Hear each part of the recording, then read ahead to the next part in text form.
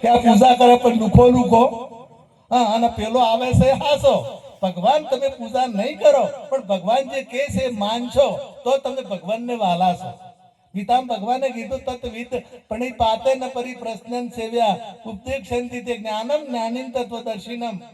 હે અર્જુન, તું તત્વજ્ઞાની પુરુષની પાસે જા અને એમની સેવા કર, અને સેવા કરીને પ્રશ્ન પૂછ તો તારા સંશયનું નિવારણ થશે, તારા તમામે તમામ પ્રશ્નો હલ થઈ જશે. પરંતુ એ વાત આપણે કેટલા લોકો માનીએ છીએ? જો એ વાત આપણે માનતા હોઈએ તો આપણે કૃષ્ણ પરમાત્માને માનીએ છીએ, અને જો એ વાત આપણે નથી માનતા તો આપણે ભગવાનને માનતા નથી. આપણા અંતકરણો ઊંધા પડ્યા હોય એટલે વાત હમણાં મહારાજે કીધું કે આપણે કહીએ છીએ પણ માનતા નથી. નું કારણ છે કે આપણા અંતકરણો બરાબર હોતા. હું ગઈ વખતે ઘણા વર્ષ પહેલા અમે બાપુ અને અમે 2 જણ, બાપુ ને માતાજી ને બાપુ, મેં 4 જણ અમારી સાથે ડ્રાઈવર હતા. અમે આયા હતા, અહીંયા ભજન કર્યું હતું, જોરદાર હોમયું કર્યું હતું. અને એ વખતે મેં ત્રટોન કીધું હતું, આજ ફરી યાદ આવ્યું છે. હું આજ કહું કે મેં ભણતા હતા ને, અમે તારે ભણવા જે પરીક્ષા લેવા આવતા ને અને ડેપ્યુટી સાહેબ કહેતા અમારા સમયમાં. હવે શું કે છે મને ખબર નથી. એટલે એક પરીક્ષા લેવા માટે બહારથી આવ્યા અને એક બાળકને ઊભું કર્યું પણ અને પૂછું કે સીતાજીનું સ્વયંવર શું, તાર ધનુષ કોણે તોડ્યું હતું? તો છોકરું કે સાહેબ મેં નહીં તોડ્યું. એટલે પેલા કે મહાન રામાયણની વાત છે, આપણો ગ્રંથ જે વિશ્વમાં પ્રસિદ્ધ છે, અને એ ગ્રંથ આપણી ભારતીય સંસ્કૃતિનો ગ્રંથ છે. અને આપણી ભારતીય સંસ્કૃતિની વાત મને ખબર નથી તો માસ્તર ભણાવે છે શું? માસ્તરને બોલાયો, શિક્ષકને બોલાયો કે તું શું ભણાવે છે? આ બાળકને પ્રશ્ન પૂછ્યો છે કે સીતાજીનું સ્વયંવર શું, ધનુષ કોણે તોડ્યું હતું? તો છોકરું કે મને ખબર, મેં નહીં તોડ્યું. એટલે સાહેબ કે હવે સાચી વાત સાહેબ, છોકરું તોડે એવું નહીં. તો કે માસ્તર એવો, પેલું છોકરું તો એવું નવું પણ માસ્તર એવો, હવે ક્યારે ઠપકો હાલો. એટલે સાહેબે વિચાર કર્યો કે જો આ માસ્તર હશે આવો અથવા છોકરા ભણશે નહીં તો લાવો ગામના આગેવાનને બોલાવું, ગામના સરપંચને, પેલી કમિટી હતી બધી, અને જે એસએમસીના બધાને બોલાયા, કીધું કે તમે મને અરજી લખી આપો, કારણ કે તમારો સાહેબ છે બરાબર છે નહીં, અને તમારો સાહેબ હશે એટલી વાર તમારું એક છોકરું આગળ જશે નહીં, કોઈ નોકરી મેળવી શકશે નહીં. તમે અરજી લખી આપો તો હું બીજો સાહેબ મૂકું કે સાહેબ શું અમારે 4થી સાહેબ આયા, સાહેબ ને છોકરા એ તારના એ છોકરા એ નહીં હશે અને સાહેબ એ ના હશે, પણ કદી ડખો થયો નથી. અને આ શેનો ડખો છે કે મેં પ્રશ્ન પૂછ્યો સીતાજીનું સ્વયંવર થયું ત્યારે ધનુષ કોણે તોડ્યું હતું? તો છોકરું કે મેં નહીં તોડ્યું, અને સાહેબ કે છોકરું તોડે એવું નહીં. પેલા બધા કે વાત તો સાચી છે સાહેબ, એ છોકરાની બાજુમાં જ સાહેબ રહેશે, અને કદાચ એ તોડ્યું હોય, સાહેબને ખબર હોય, પાલ્યું હોય, અને કદાચ ભૂલે ચૂકે તોડી નોશું હોય તો અમે ફાળો કરીને નવું કરી આવે. પણ આ મોટાડો આ ડખો છે, સાહેબને ચક્કર આવ્યો કે આ તો આખું બેઠો રહેલું, મારે કેને સમજાવવા.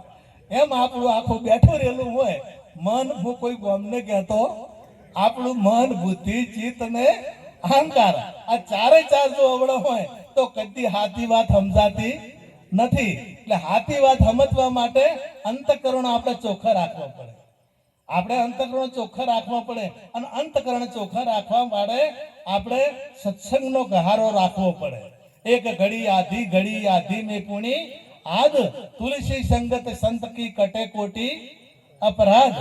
આપણે આ જો કદાચ વાત સમજાય, જો કદાચ આ જીવનમાં ઉતરે તો આ જે મેલ પડેલા છે એ મેલ નીકળે તો આ વાત આપણા ઘટમાં ઉતરે ને કે આ ઘટ સિવાય ઉતરે. અને ભાગ્ય વગર મળતું નથી. તમે જો હું ભજનમાં આવે તોય ઓમનો ખોતર કરે, અમે એ વખતમાં બધું કરે એવું, અને આવું અભલ કરે. સાચી વાત આવે તો અભળતા નથી. એટલે સાચી વાત અભળ તો જીવનમાં ખરે. આ યુવાનોને કહું કે તમારા મોબાઈલનો રસ હશે, મને ખબર છે, પણ તમે આખો દાડો એવું અભળો છો, 24 કલાક તમારી પાસે રહેશે તો વધારે ને તો 10 મિનિટ અમારી વાતો અભળો, વધારે અભળવી નથી. અને આ જીવનમાં ભવસાગર તરવા વાળી છે, અને જ્યારે ગુડા થાકશે ત્યારે અમારી વાતો યાદ આવશે. જ્યારે હેડી ને કોને અત્યારે તો ઠીક છે, પણ જ્યારે હેડી ને કોને પછી તકલીફો આવશે ને તારે એટલે જીવનમાં સારું જીવન જીવવા માટેની અમુક બાબતો જરૂર છે. અમારી બાજુ ડીસા છે, તો ડીસા મેં કાપડની દુકાને હું બેઠો હતો, તો 2-4 ભાઈઓ આવી એટલે કાપડ લેવા આવી, કંઈક સાડી કે કોઈ બ્લાઉઝ પીસ ને હું લેવા આવેલી. એટલે એક ભાઈ પેલા સાડી લઈને આવેલી મારા, એટલે પેલો આખો થપ્પો આવ્યો એને બ્લાઉઝના પીસનો. એટલે ઓમ ભેળું કરે, ઓમ કરીને ઓમ કરે, ઓમ કરીને કે મારે મેચિંગ આવતું નથી, એટલે ખાટી ન આખો થપ્પો થઈ ગયો, પણ એને મેચિંગ આવ્યું. હવે હું બેઠો હતો એટલે મેં પૂછ્યું, કીધું આ ભાઈને લગ્ન કરેલા? બીજી બહેન પૂછું કે લગ્ન તો કરેલી પણ 3 વર્ષથી એને બેઠી છે.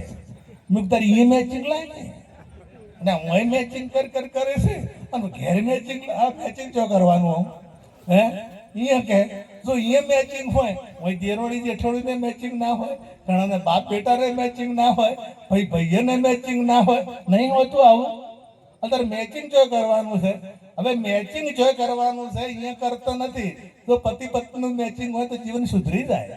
પતિ પતિનું એક નતું તો સરગા કર્મ થાય સત્વ, એવું મહાપુરુષો બોલ્યા છે. એટલે આપણે જે જીવ અને શિવનું મેચિંગ કરવાનું છે. પેલું તમે દ્રષ્ટાંત કીધું, પણ જીવ અને શિવની એકતા કરવાની છે. જીવ અને શિવ જો એક થઈ જાય, જીવ અને શિવ એક થઈ જાય તો જીવને મરવાપણું મટી જાય.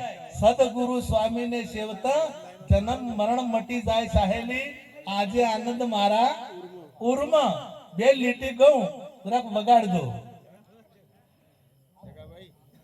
અંતરના પડદા ખોલીને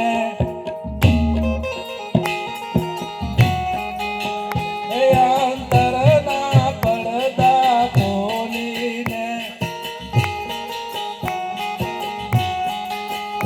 રટો રટો ને રાધે શ્યામ ફેરો સેલ્યો છે.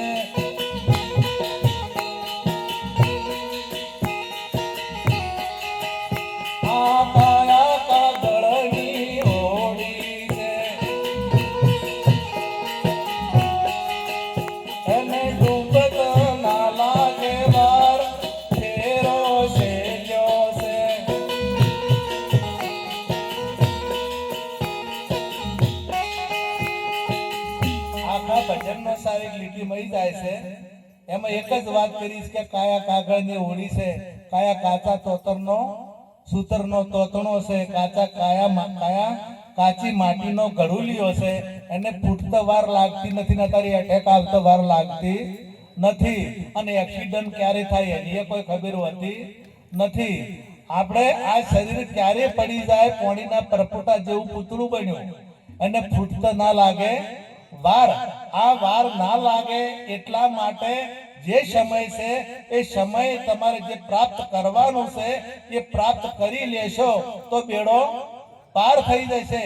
આ જોડ ચોય મળતી નથી.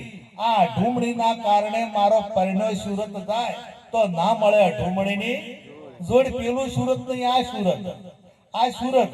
તમે સુરત હોમાં જો, આ મોટું સુરત એટલે ચહેરો. તમે ઓમાં જો તો આખા વિશ્વમાં ફરશો તો જોડ મળશે બીજે? તમારા જેવો ચહેરો બીજા કોઈને હોય છે? તમારા જેવો અવાજ બીજા કોઈને હોય છે? એ જોડની એ ઢુમડીની વાત કરી. અને ફૂમત 4 છે: મન બુદ્ધિ ચિત્ત ને અહંકાર, કારણ મહાકારણ સૂક્ષ્મ. આ સૂક્ષ્મ ને સ્થૂલ, આ 4 ફૂમતોનો બનેલો છે. 4 અવસ્થાઓ પડશે, 4 અવસ્થાઓ પડશે. અને એ જો કદાચ સદગુરુ મહારાજના ચરણે જવાય. સરસ એક ટૂંકી વાત કરીને મારી વાત પૂરી કરું. મહાભારતનો પ્રસંગ છે. મહાભારતમાં જ્યારે સ્વયંવર થયું દ્રૌપદીજીનું, ત્યારે 2 પલ્લા ઉપર પગ મૂકી અને નીચે જોઈને માટલી વીધી હતી. અને એ માટલી વીધી તારે દ્રૌપદીજી ને જેને માટલી વધી એને દ્રૌપદી મળવાનો હતો ને. અર્જુને માટલી વીધી એટલે દ્રૌપદી એમને મળ્યા. અને દ્રૌપદી મળ્યા પછી જે કૃષ્ણ જે રથ હતો પાંડવનો એ કાયમી માટે પરમાત્મા કૃષ્ણએ ચલાવ્યો. આવું મહાભારત કહે છે. હવે આ જે વાત છે એ સમજવાની કઈ રીતના છે કે આચાર ને વિચારના 2 પલ્લા ઉપર પગ મૂકી અને મનની માટલી વિધાય. મનની માટલી વિધાય તો એ અંતરમાં જોઈ અને 52 ગજ ને 52 યોજનનો ધોબલો હતો.